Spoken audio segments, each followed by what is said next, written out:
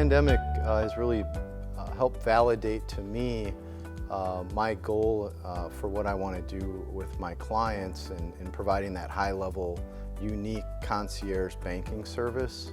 The pandemic has kind of pushed me into doing that, and it's helped validate because the clients have really grabbed onto me and rely on me for things, and that personal service really rings home right now during the pandemic.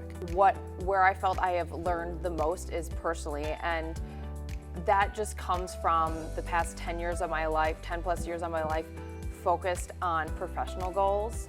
And so I've done a lot of development in that area, but for me, I've realized that it's equally important to take time to understand who you are personally.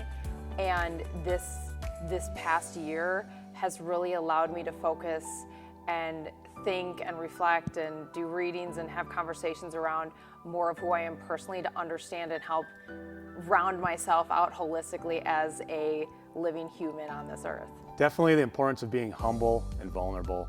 As we made decisions based on the best information we had available, we oftentimes had to course correct within a few days. And it's important to be able to do that as a leader. During the pandemic, I've definitely learned the importance of personal contact. I think it's now more important than ever that my customers know I'm here for them, even if they can't come and see me in person. Finding different ways to reach out has been a challenge, but definitely a good challenge to get outside of your comfort zone. During the pandemic, I learned that I am resilient and I'm able to lead people and organizations during chaos and obstacles and still be able to do it in a calm manner and in a patient manner while still facilitating change.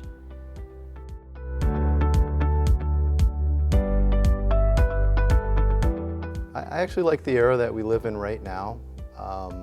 With the advancements in technology, we're seeing all sorts of great changes in the banking field.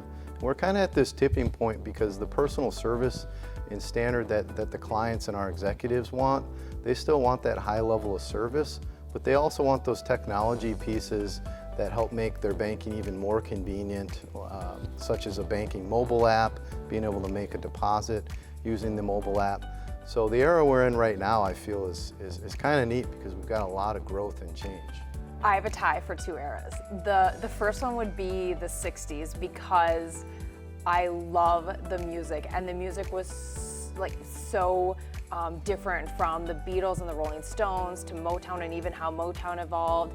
Once you get into the classic rock and Woodstock with your Hendrix and your Led Zeppelins and your Crosby, Stills, Nash and Young, and then on top of that, that was really the start of the second wave of the women's liberation movement. So to be during that time, so much on top of that happened. So I felt like that era would be so interesting and so cool to live in.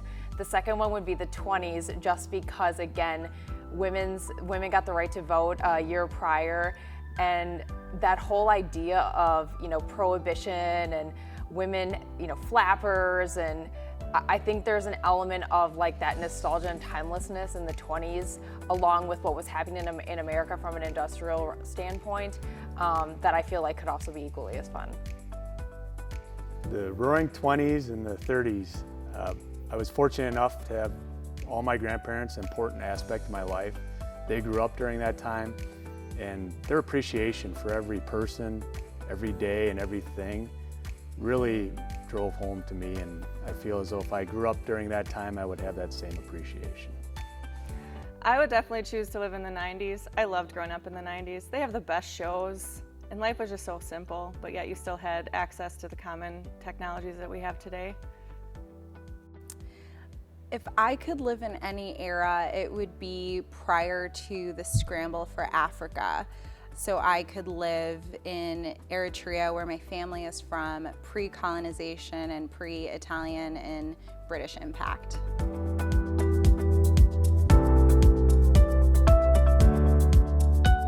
It's the Cinnabons. How could you not love a Cinnabon? Started when I was younger at my grandmother's house on Christmas. Every Christmas morning we'd have all these Cinnabons, and that kind of got me hooked on them. So every time I pass a Cinnabon, I can't help but stop and buy one of those 18 packs. The kids and wife go to sleep, and I'll hit probably 2 or 3 of those things up in secret. And the kids will wake up the next day and say, Dad, where'd all the Cinnabons go? One of my guilty pleasures is taking Sunday night baths. So my baths are Epsom salt, baking soda, essential oil. I mean, it's a ritual that I do, and it's a time for me. It's really the only time I have during the week where I truly relax and unwind, and it just allows me to decompress and start my week fresh.